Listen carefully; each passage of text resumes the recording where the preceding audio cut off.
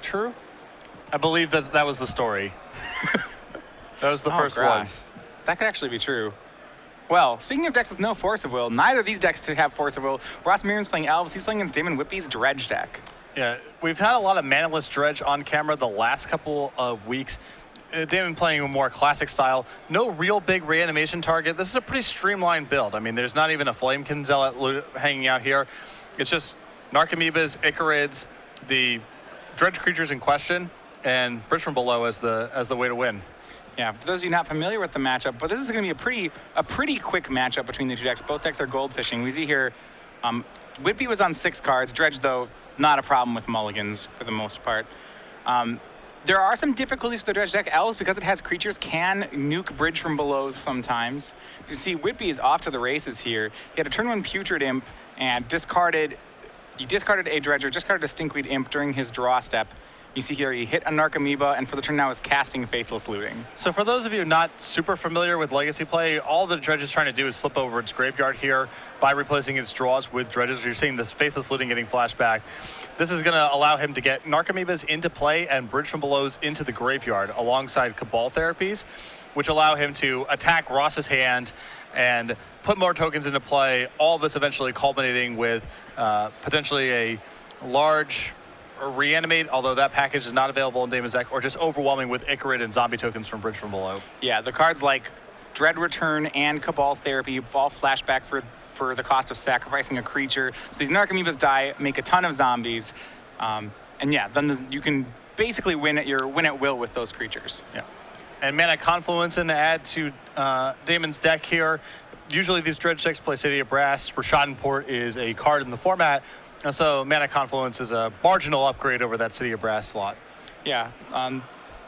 As you see here, he actually has taken the opportunity to better the mana base. So traditionally, the Dredge mana base has been 4 City of Brass, 4 Gemstone Mine. He's now on 4 Confluence, 4 Mine, 2 Cities. So he's actually upped what I would refer to as the Utopia lands. He's upped his Utopia land count up to 10. Yeah, at some points, Dredge decks have even played cards like Tarnished Citadel. They've really dug deep to try to get enough 5-color lands in the deck, because you're often playing the game with only 1 land and you need to cast Breakthrough, Faithless Looting, occasionally Cabal Therapies that are in your hand, and so forth. So the deck's pretty color mana sensitive and doesn't play a lot of lands. It has a lot of interest in playing with 5-color lands, and Mana Confluence is a big upgrade there potentially. All right, so on Ross Merriam's turn, he made a second land, made a Birchlore Rangers, and had nothing else to join his Nettle Sentinel.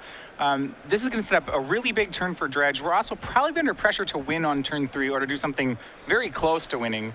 He has one glimpse of nature, however, from having quite the engine assembled with Elves, and we can explain that more if or when we get to it. Yeah, Ross's board looks fairly innocuous right now. A Nettle Sentinel and a Birchlore Ranger, but he is fully capable of winning the next turn from this base, especially if he's able to find Glimpse of Nature. Yeah, so Damon Whitby, during his upkeep, Damon goes ahead and brings 2 Icarids back into play. If you exile a black creature, he'll come out of the graveyard for 1 turn. This is an attack then with the Imp, 2 Narcomoebas, and 2 Icarids. It's an attack for 9, and better than that, when the Icarids die, they'll each be replaced right now by a pair of zombies, thanks to the 2 Bridge from Belows in Whitby's graveyard. Now, Damon is giving Ross the option of getting the Bridge from Belows out of the graveyard by blocking, but Damon is fully aware that Ross is capable of winning from this board, and Damon has plenty of pressure, so he's happy to make this trade. If Ross wants to block, he's less likely to go off next turn, and Damon's gladly willing to sacrifice these Bridge from Belows to make that happen. Yeah, if Ross loses one of his creatures here, it's very unlikely he can untap and win. Well, a Birchlore Ranger and 2 lands, it would require a very good hand, but it is not impossible. Yeah, if he had a replacement Nettle Sentinel, perhaps, there are chances. But I think one of the big things is the difference between taking 9 and, say, taking 6 here from Ross is basically there's no difference as far as the clock. So the only reason he'd be blocking is if he wanted to get rid of those Bridge from Belows. He opted not to, took the full amount, and at Damon's end of turn, the Icarids died and made 4 zombie tokens. Yeah. So Ross is facing lethal next turn. He can build up enough of a board to block, but ideally what he would like to do is win the game next turn. That can be facilitated by just having Glimpse or even just a lot of mana in Critterhoof Behemoth. Yeah, he end step fetched for Dryad Arbor there so that he could use it for mana next turn. Remember, it's a creature. Dryad Arbor has good interactions with Gaia's Cradle in the deck. It's the reason he's getting that as opposed to a basic land. And we'll see just how much he has here. If Ross is going to win, this turn is going to have to, almost certainly going to have to start with a Glimpse of Nature. What are his natural order targets? That's the big question The main here. natural order target in the deck is Craterhoof Behemoth, and ordering for Craterhoof is one of the general win cons of the deck. He plays 2 Craterhoof in the deck.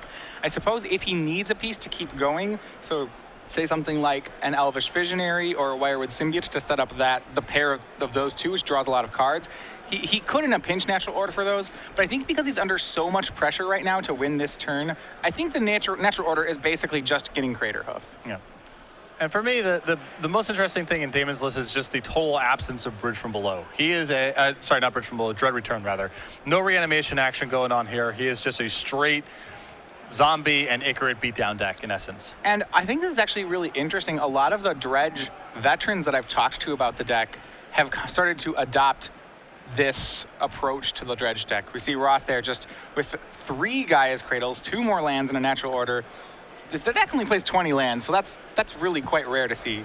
And it's possible there if Ross just draws any creature at all, he can play a Cradle, natural order for Craterhoof, and win the game. But he had all no lands, creature. just all lands, and so Damon up a game there. We would have to do the math. I mean, Damon has a lot of life to play with. He had 4 zombies back to chump block and so forth, but. Ross there, pretty unfortunate to not be able to go off with natural order, and we're going to be moving on to the sideboard. As I said there, a lot of these Dredge veterans really are just on just maximizing the Dredge engine and minimizing, I guess, the cool plays the deck can do. Mm-hmm. So for sideboard, I'd like to start at least with Whitby's deck. A deck that doesn't really pay for any of its spells has very limited sideboard options. Well, he's got some haymakers for this matchup. He has access to 3 copies of Lotus Petal and 2 City of Brass. I'm assuming that's for when he wants to bring in the Abrupt Decays in his sideboard, because it's pretty hard for him to get to 2 mana. He has access to 3 copies of Firestorm, which is an absolute beating in this matchup. Firestorm is very punishing on decks that fill with a lot of small creatures, and that's exactly what Ross has. There's a Dread Return and an Ashen Rider in his sideboard as well. I'm assuming that's for more troublesome permanents, not necessarily something he's going to be bringing against Ross. 2 copies of Chain of Vapor, also unlikely here, but I think that the 3 copies of Firestorm and maybe some of the other 5 color sources of mana to facilitate Firestorm will be coming in. Yeah, so the entire Dredge sideboard really are things that he either has to pay 0 or 1 for. Firestorm, kind of a sleeper card from Weatherlight that is very devastating against a deck like Elves. I mean, it doesn't look good on the surface, but in your deck that actually doesn't care if you discard your entire hand. This is probably one of the most efficient sweepers out there. Yeah, it's shown up as a weirdo in sideboards before. It showed up in Necro Donate sideboards back in the day because cards were never really a bottleneck. Mana was the bottleneck. And Dredge is a special case here because discarding cards isn't much of a cost. In fact, that's the entire point of the deck. And in terms of just raw mana efficiency, it doesn't get any better than Firestorm. Yeah. So let's looking over at Ross's sideboard. Some of the ways he interacts with Dredge are fairly limited. I mean, the best thing he can do is have a fast hand. But the other things that he can do against the deck, if you look at the sideboard, he has, unfortunately, Dredge is completely resistant to discard. So his cards like Cabal Therapy, Thoughtseize really aren't cards in the deck. He does have a 1 of Scavenging Ooze that he can board in as a Green Sun Zenith target. It's a little slow to get out, but it really can shore up the game if he can untap with it. Yeah, the big question mark is just going to be Firestorm. I mean, Firestorm trumps Scavenging Ooze along with everything else Ross is up to. Yeah, Ross doesn't have a good defense for Firestorm in his deck. You can easily imagine a draw where Ross goes turn 1 creature, Damon goes 5 color land pass, Ross goes creature, Damon goes end of your turn, Firestorm away your entire board, discard some dredgers, and that's just the end of the game. Yeah. Yeah, we've seen in other formats that Elves have been in, sometimes cards like Burnt and Forge Tender can be defenses against that. Legacy doesn't have room for that kind of card. There's not a good defense to that Ross can play. And it's not even, it's not like Firestorm is a guaranteed 3 or 4 of in every Dredge sideboard. Right. And it's not like Dredge is the most popular deck in the room either. So just a little unfortunate for Ross to be caught in that crosshairs this early in the event.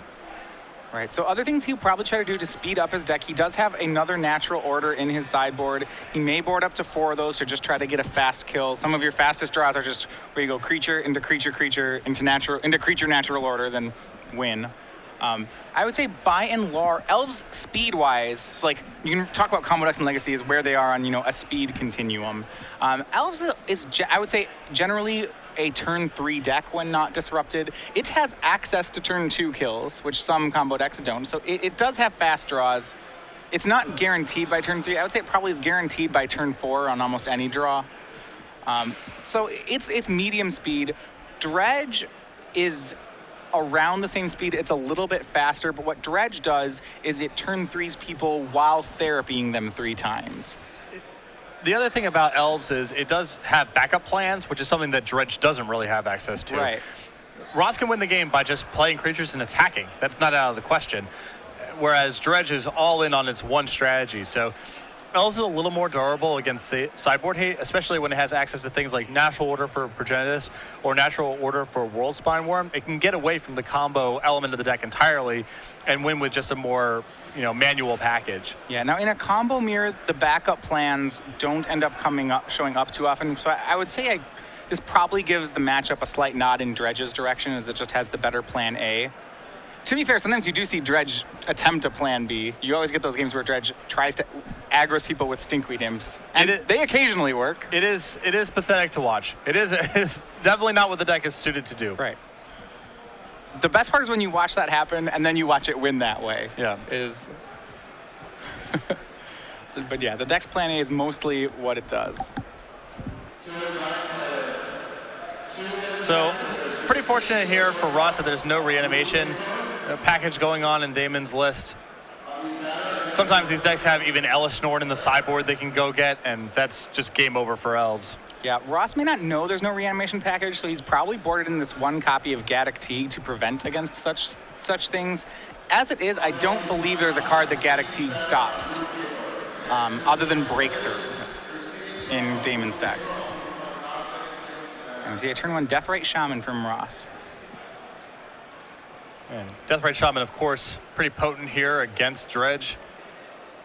But Damon does not seem to care very much. All right, so turn 1, he plays 2 Lion's Eye Diamonds, sacks them both, discards his entire hand, makes 7 mana.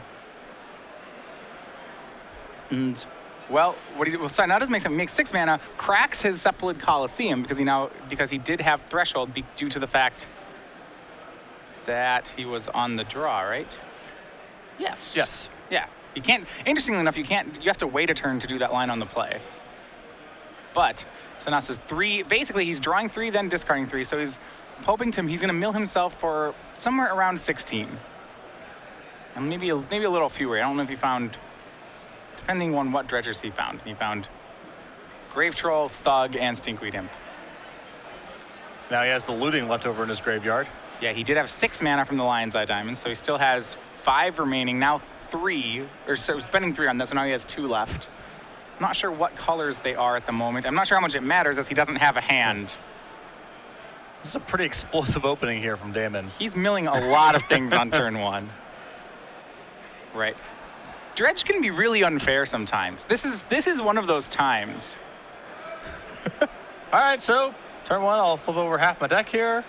Yeah. Got some bridges in here, some therapies. I mean, this is a real good start here. Yeah, he did have that first Narcomoeba up top is not supposed to be in the battlefield. He did have to discard that one to Lion's Eye Diamond. So, oh, no, there's one that got milled. Yeah, he milled 1, so he's going to use that one to flashback Cabal Therapy. He found 3 bridge from below, so he's going to get 3 zombie tokens off that. This is all turn 1, mind you. Yeah. This doesn't mean that Dredge wins on turn 3 and therapies their opponents multiple times on the way. Yeah. As you see, he actually has 2 more Cabal Therapies in his graveyard, and he's going to get to cast all of them this turn.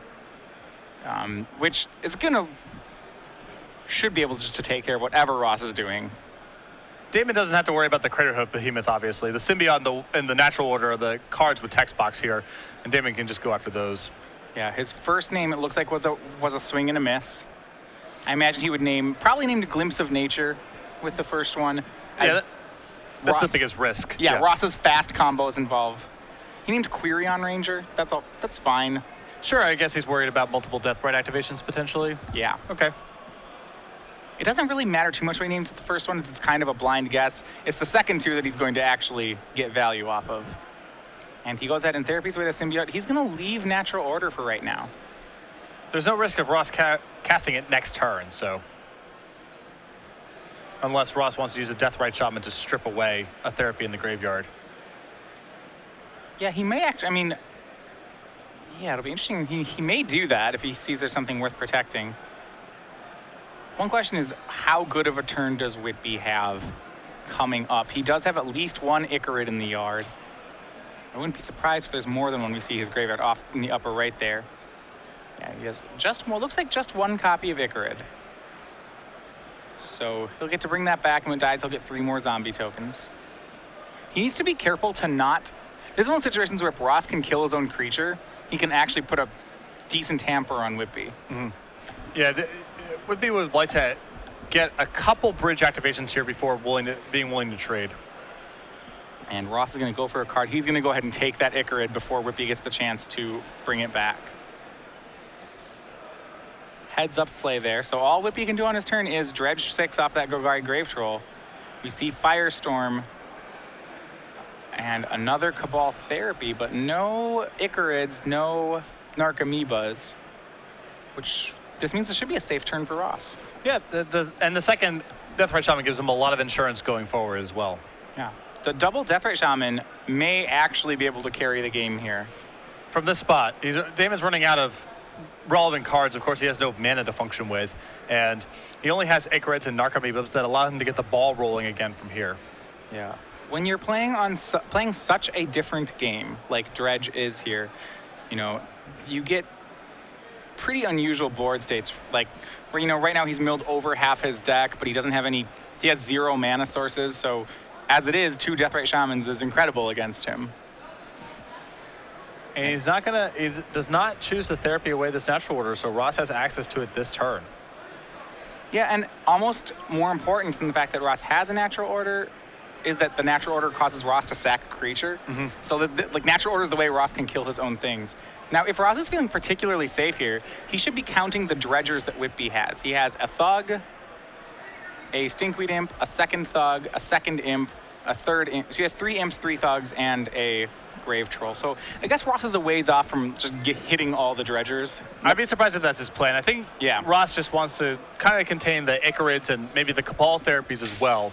Because he can't really cut Damon off of his dredgers in time, at least. The game's going to be solved way before that happens. There are sometimes, it's interesting, when you're playing against Dredge, you kind of have to know a little bit of how their deck works to know what you're supposed to be hitting in the graveyard. You know, like what is their, you know, to borrow terms from like chemistry, what's their limiting reagent here? What are they going to run out of first? What can we get rid of?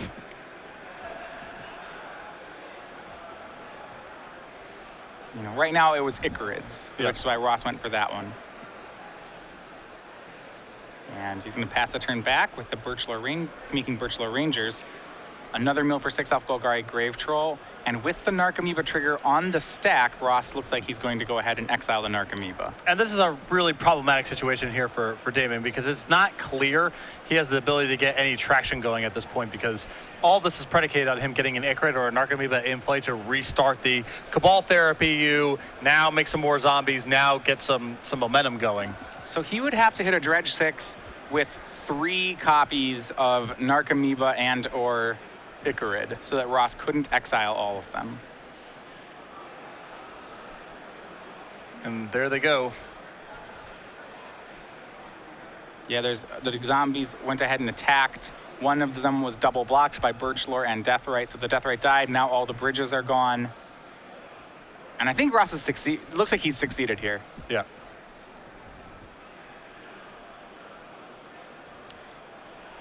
Oh, Birchlore. All right, now he's attacking. Yeah. All right.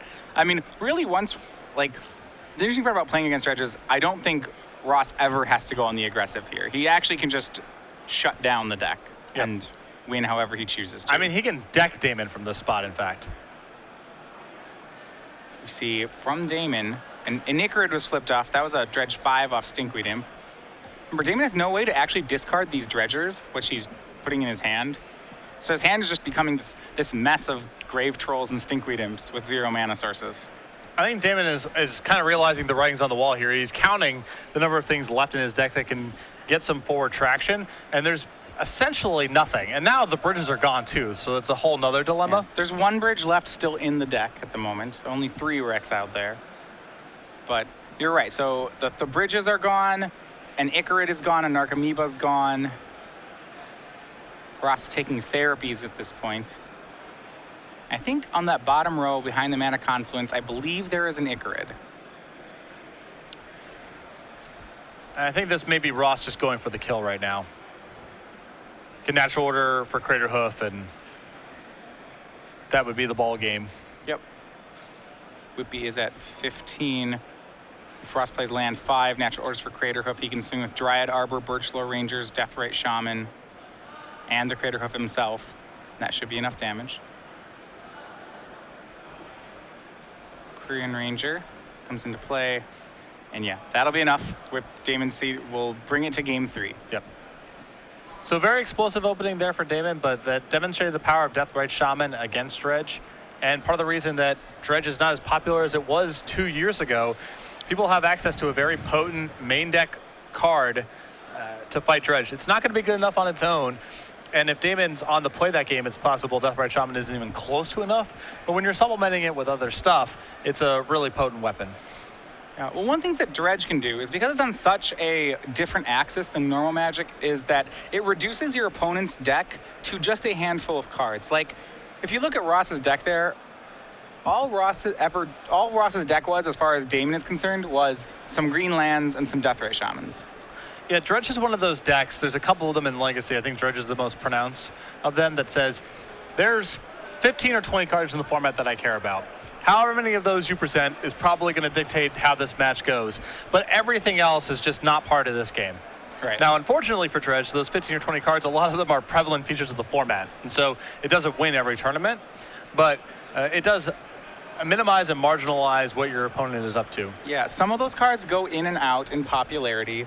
And some of, Deathrite Shaman is probably the biggest issue for Dredge right now because that, no matter how the sea of Legacy is moving back and forth, there are going to be Deathrite Shamans. Mm-hmm. But take a card like Scavenging Ooze. That's a card that goes in and out of popularity and probably really does affect how good Dredge is at a given tournament.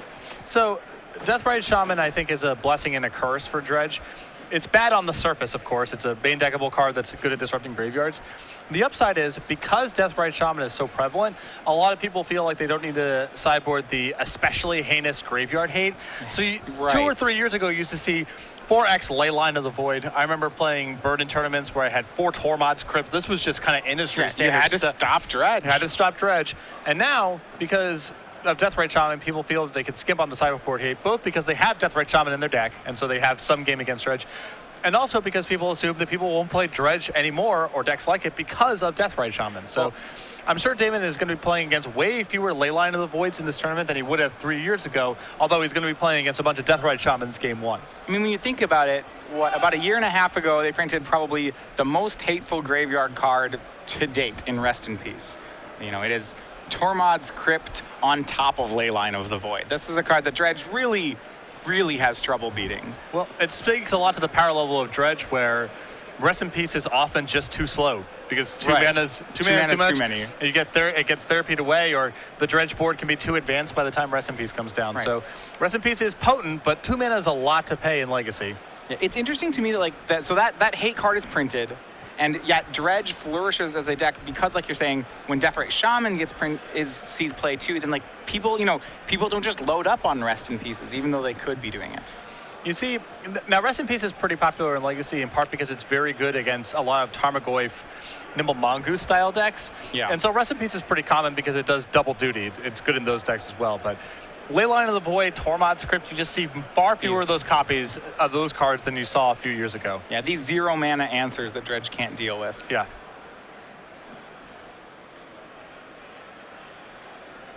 So shuffling up for game 3, Ross, a known Elves aficionado, and had a lot of success on the Open Series over the last couple of years.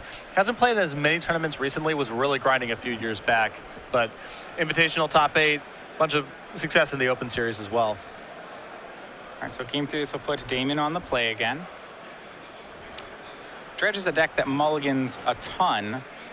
Thanks in part, as you noticed, that last hand, Damon only used 3 cards out of his opening hand. He used Colosseum, Lion's Eye Diamond, and the other 4 cards just didn't matter. So the deck is inconsistent from the standpoint of it often has to mulligan its opening hands, but it is consistent insofar as once the ball's rolling, it's going to do its thing because the deck just flips it just flips its deck over. It rarely utilizes all 7 cards in its opening hand. So, like, it can mulligan a ton and not be affected. I had lost 2 3-card Dredge hands. Sure. Sometimes even on turn 3. Yeah. So Faithless Looting is a turn 1 play for Damon. He's off Gemstone Mine. Gemstone Mine pretty great in a deck that you only really ever tap a land 3 times anyway. And Ross has got to be breathing a sigh of relief here. No Dredger from Damon on the first turn. Kept an opening hand without a Dredger, but with Faithless Looting. Yeah, he discards Narcomoeba and Icarid. Ross, once again, we said the card that matters. That was in his opener. He cracks a fetch into Deathrite Shaman. We'll see if Whitby can find what he's looking for here. He's going to Careful Study off that Gemstone Mine. Basically another Faithless Looting. Now the big haymaker that he has so far, the way the game is shaping up, is those copies of Firestorm. That allows him to get out of this and get the ball rolling. But in the meantime, he's going to have to try to overwhelm this Deathrite Shaman, and it's going to be very challenging with no way to get the ball rolling out of his graveyard. Yeah, the difficult part is if he has Firestorm, he probably can't afford to wait and get Ross's whole board with the Firestorm. He may have to Firestorm 2 creatures. It's possible he would even have to Firestorm just a Deathrite Shaman if it gets bad enough. And Ross did see Firestorm as Damon was dredging in the second game, so it's going to be something on Ross's radar. These are these tough opening hands for Dredge. You know, you keep the hands with no Dredger, with a lot of ways to look at cards, but you got to do it quickly. Time is not on your side. And yeah, discards Golgari Thug and Cabal Therapy. Mana Confluence, Lotus Petal. He has actually another Mana Confluence in his hand. It's one of those rare games where, well, not rare, but sometimes Dredge, like if it gets 3 lands, then they can start doing things like flashing back Faithless Looting with real mana sources. So this is going to be a breakthrough for one here from Damon, just trying to find enough Dredgers over the course of this Thug Dredge to get something going.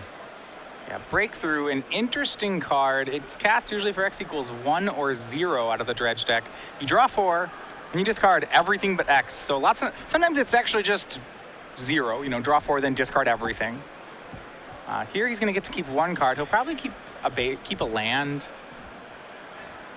Maybe a Firestorm if he finds one. I suppose Firestorm would be the ideal card to keep. Yeah. But it looks like he's just finding a bunch of Dredgers here. All right, so he's dumping cards in the graveyard. Among the highlights, he has dumped 2 Bridge from Belows, a pair of Cabal Therapies. He has now a pair of Icarids in the yard as well. He has a pair of a trio of Faithless Lootings. So a lot of Dredgers, a pair of Icarids, a pair of Lootings, and a pair of Therapies. He has almost all the tools are in his yard now. So Damon got fairly fortunate there to find enough Dredgers as he was going, because if he just dead-ended off of that Thug, the game might just be over. I mean, there was no real backup plan here, but he found enough Stinkweed Imps and Golgari Grave Trolls to keep the ball rolling for now. Yeah, the one thing he did not find is he didn't hit any Narcomoebas that turn. So after the breakthrough resolved, he didn't have any more plays, and he's passed back to Ross. And if he finds a couple of Narcomoebas in that sequence, that could be really explosive, because then he gets the therapy, start triggering his bridges. As it stands, though, Ross is untouched going into his second turn.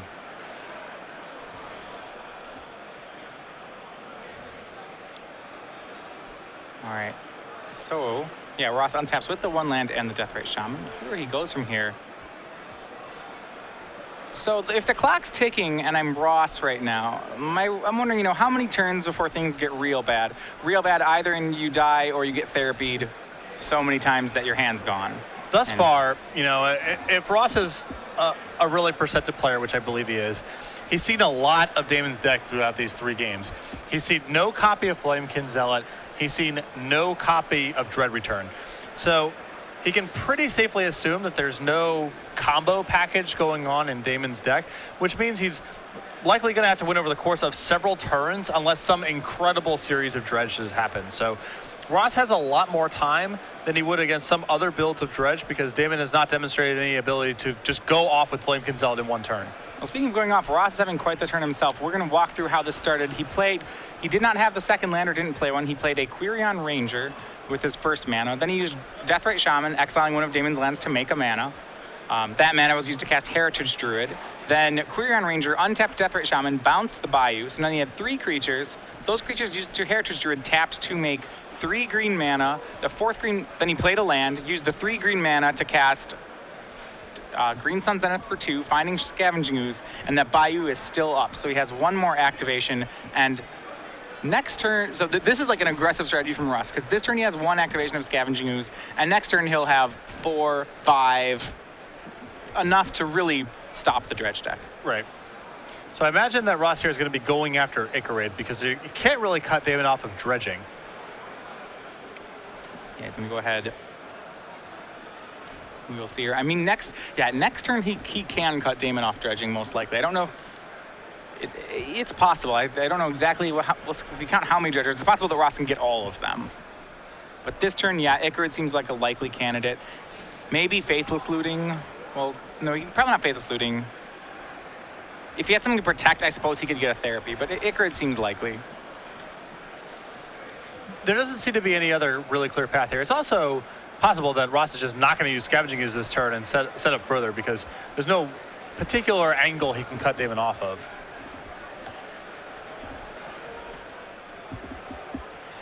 But Ross appears to be activating Scavenging Ooze. And it looks like he's targeting that Grave Troll. Yeah, goes and hits Golgari Grave Troll. So he's going to work on the dredgers. There's still a lot left for Damon right now. So you see Damon still has a Thug and a Stinkweed Imp. The remainder of his dredgers are actually, it's a Grave Troll, a Thug, and a Stinkweed Imp, are in Damon's hand right now. He has dredged them, but he hasn't had a way to re-discard some of them. So he's looking at that 3rd Icarid right now. There appears to be only the 3 black creatures in the graveyard. So he would lose his 3 other dredgers if he wanted to do this and get back his Grave Troll. Yeah, he has 3 black dredgers and a Grave Troll. So he has 4 dredgers total in his graveyard. It's a pretty high price to get rid of all your dredgers, but I'm not sure that Whitby has another line. When Ross gets to untap with that Scavenging Ooze, things are going to get bad for him. And I think the reason that Damon's doing this, the card he left in his hand last turn after the Breakthrough was another copy of Breakthrough. So he needs to make sure there's enough dredgers there for him to be able to prime the pump and get the ball rolling again with the Breakthrough.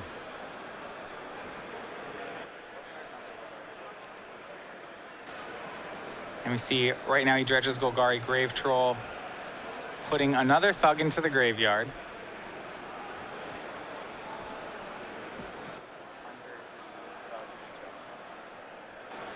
So it looks like there's some response going on here. Yeah, it's going to be a Quirion Ranger getting the Deathrite Shaman up. Okay. So yeah, he milled 2 Golgari Thugs and a Stinkweed Imp, so 3 more black dredgers there. And right now, Ross he's nuke heaves. He managed to get rid of the bridges. Yeah. All right, so here's that Breakthrough. All right, so it's break. And there's 2 more dredgers and an Archimedes, so that's a big win for Damon here.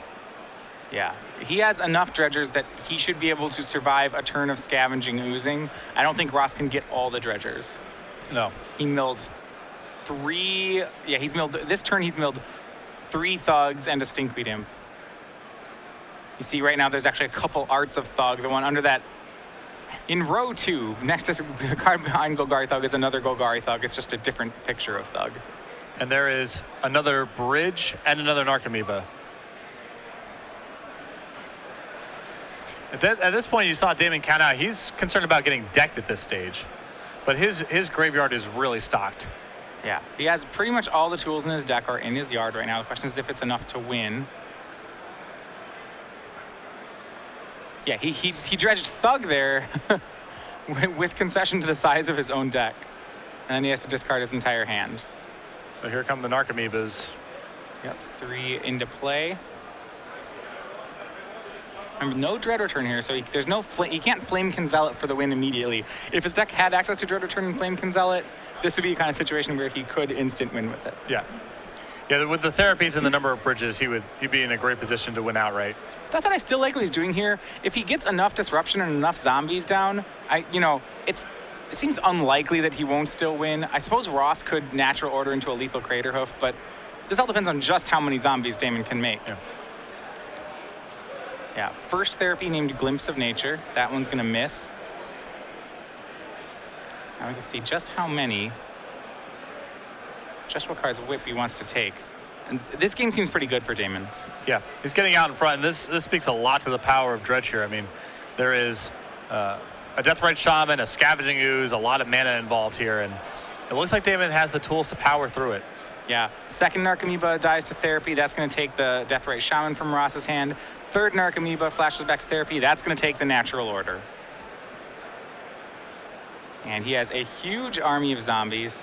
So many zombies that we've run out of Sam Blacks. Yeah. We're on to just the regular token. Silly, that we only have eight of the arts. Really, I mean. Not even close to enough.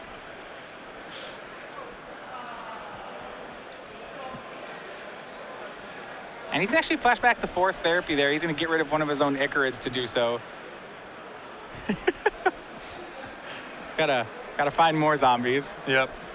Maybe go back to his initial tokens. There we go. Here's some more. Now he's going to take Elvish Visionary. So he currently has 12 2/2s and an Icarid in play. And when the Icarid dies, he's going to get 3 more. Yeah. Unless Ross is willing to block with the Scavenging Ooze, in which case the Icarid and the Ooze trade, and that's Ross's big game plan from here, because Damon can just win by attacking with zombies over and over again.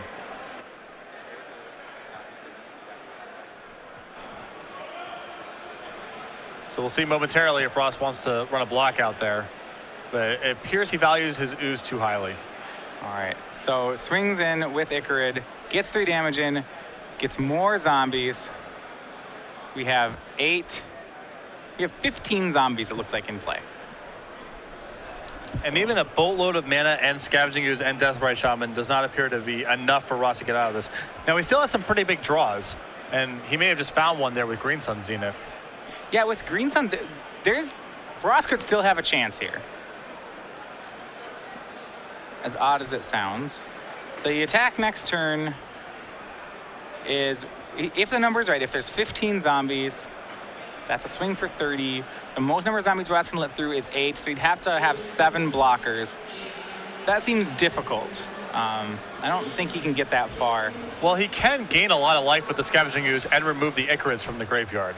So he doesn't necessarily have to block all of those zombies. Some of that can be dealt with by just gaining life with Scavenging Ooze. So the question is, if he has a Green Sun, right, what is the card? Like, what is he Green Sun for would be the question. Well, there's not really much in the way of utility he can get from here that matters all that much. I almost imagine that this has to be trying to set up for Crater Hoof Behemoth, because he has a pretty substantial board. Yeah, so you want him to hang on to the Zenith so that he can Crater Hoof at some point. I believe so, and with Damon's therapies gone, it's not like you have to worry about that just getting tagged. Yeah, I mean, he can maybe take 1 hit. He certainly can't take 2. I don't think he's gonna have enough blockers to, I don't think he can, remove the zombie army at any point. He can maybe take a hit from it, and that's about it. Remember, Fintorn Elves is a free cast here because it's a 3rd elf. It goes with Heritage and Quirion Ranger to make 3 green. Deathrite makes a 4th, so he gets to throw that card out for free. Mm-hmm.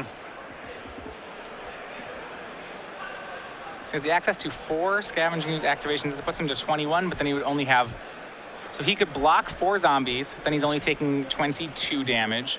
He could block 5 zombies, so he's only taking 20. He could then gain 4 and go up to 21. So if he jumps away his team, he can survive. I don't know. The question is, to what end? Yeah, because he needs to have a fairly dense board to be able to Zenith for a Crater Hoof for any effect. Right. So yeah, he could survive this attack and go to 1, but he would kill 1 zombie in the process. And lose everything. Yeah, and actually to do that, he would have to let Damon get the Icarids back too. So no, he doesn't get to live. Yeah. Because he has to block and then tap guys to make that work. So right now, I don't know if he has a way to survive the attack. So what he's going to have to try to do is, if he maybe use the Zenith, he's going to have to use the Zenith to start some sort of card drawing chain. Just, like picture the ideal scenario and try to combo off here. So does it involve a Zenith for 2 to get Elvish Visionary? That would be my thought would be to do that. I'm not sure how he, so he starts with Elvish Visionary. He may have to naturally draw Wirewood Symbiote off the Elvish Visionary. And then from there, I'm not sure that he can do it. He's closer. Oh. He's going to Green Sun for 1. He's going to get the Symbiote half of the package. And my question is how he draws more cards off this, or this seems to be the end of the line right now. Well, he's dead-ended on drawing cards this turn. Right. I mean, there's nowhere else to go. But he may be trying to just chump out of this turn and then get something going next turn. Yeah, if he chumps out this turn and starts next turn, he would need something he'd need to keep Heritage Druid alive. I don't see how he survives yet, but Ross is quite the experienced pilot with the deck. Yeah. So we'll see what he has in store here. If he had a Glimpse of Nature in hand, then this could work. Sure. So it might have to be, what he may have to try to do is give himself a board where if he top decks Glimpse of Nature and runs the perfect Glimpse of Nature out, he can draw his whole deck. If Elves draws perfectly off a Glimpse, it does not need much to start an infinite turn-off Glimpse.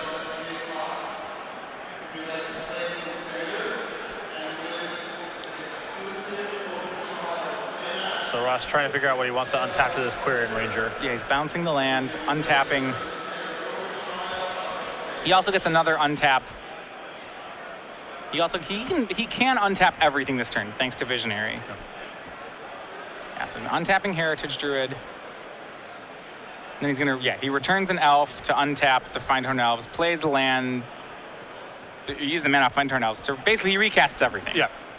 This is a simple way to put it. Maximum blockers and maximum mana to start using Scavenging Ooze. He's gonna start using Ooze. Ooze will eat 3 Icarids, I imagine. Yeah. Icarids are priority 1, and then Dredgers are a nice luxury. That'll put Ross up to 20. And he does have, he used the Elvish, he used the Ranger twice, I believe. Yeah. Which is why he can't play the land. Whitby stacks it up, untaps, swings the team. I don't think Ross survives this one anymore. Yeah, Damon didn't even look at what he drew. He just marching on over. 15 zombies marching on over. Right, Ross has to block 6 of them. He has 6 creatures. It's possible. He actually only has to block 5. He can eat a creature with the Scavenging Ooze to go to 21. The problem is that his board collapses in all this, so Ross has to be really judicious with whatever he chump blocks with because he needs a base of stuff to even try to go off next turn. And he can't do it. So this game goes to Whitby. Yeah.